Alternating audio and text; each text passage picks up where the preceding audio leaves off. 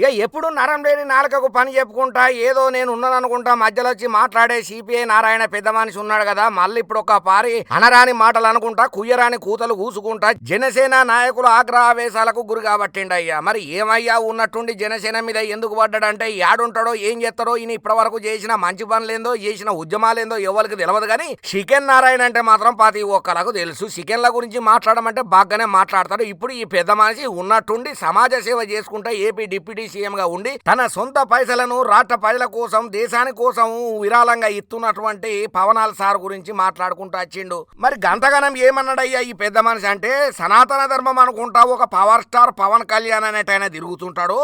ఆయన ఒక బఫును. అసలు సనాతన ధర్మం అనే ఈ పెద్ద మనిషికి 3 పెళ్లిళ్లు చేసుకోమని ఏ సనాతన ధర్మంలో ఉన్నది? 2 భార్యలకు విడాకులు ఇచ్చి 3వ భార్యను పెళ్లి చేసుకున్నాడు. ఇది సనాతన ధర్మంలో భాగమా? పూటకొక మాట మాట్లాడుకుంటా రంగులు మార్చే ఊసర వెళ్లి పవన్ కళ్యాణ్ ఈయన పెద్ద బాపును. చంద్రబాబు నాయుడుతోని కలిసి పవన్ కళ్యాణ్ ఎన్డీఏ కూటమితో కలిసి స్వార్థ రాజకీయాలకు తెరలేపుతున్నాడు.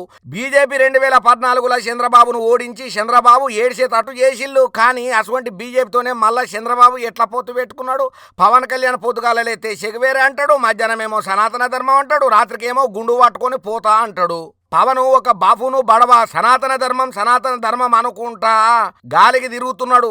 మరి నువ్వు సనాతన ధర్మం అంటున్నావు, నువ్వు చెప్తే నీ భార్య కూడా నీతో కలిసి మంటలలో తగలబడుతుంది అనుకుంటా పెద్ద మాటనే మాట్లాడిండు. ఈ వయసు మీద పడి సోయిలేని పెద్ద తరాలు ఉన్నటువంటి మనిషి నరం లేని నాలుకకు పని చెప్పిండు. ఇక అక్కడితో నాగలేదు. ఇంకా ఏమేమన్నాడంటే అసలు నిన్ను మనిషి అనాలనా జంతువు అనాలనా, అసలు వీడు దేనికి వనికిరాడు అనుకుంటా సిపిఐ నారాయణ ప్రకాశం జిల్లా ఒంగోలులో సిపిఐ రాష్ట్ర మహాసభలల్లో ఓ పెద్ద చీపు గెట్టుగా పాల్గొన్నాడట.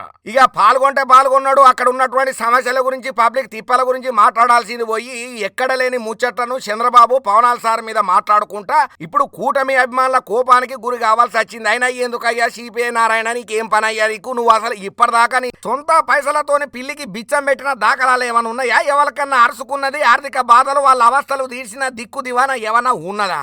అయినా చికెన్ గురించి మాట్లాడు తప్ప పబ్లిక్ తిప్పలు ఏనాడు అరుచుకున్నావయ్యా పెద్ద మనిషి? ఒక్కసారి నీ ముఖం నువ్వు అద్దంలో చూసుకోపో. నువ్వా పవనాల్ సార్ గురించి మాట్లాడేది? అన్ని కథలు పడుకుంటా మ్యాచ్ ఫిక్సింగ్లు చేసుకుంటా నువ్వు ఏ పార్టీ తలాతోక లేకుండా నువ్వు ఏడున్నావో, ఎవరికి మంచి చేసినావో, ఏ ఉద్యమం నీ వల్ల నిలబడ్డదో ఒక్క పారి ఎప్పు బాబు అనుకుంటా గట్టిగానే కూటమి తమ్ముళ్ళు కూడా నారాయణకు కౌంటర్లు ఇవ్వబట్టిండ్రు. ఏందో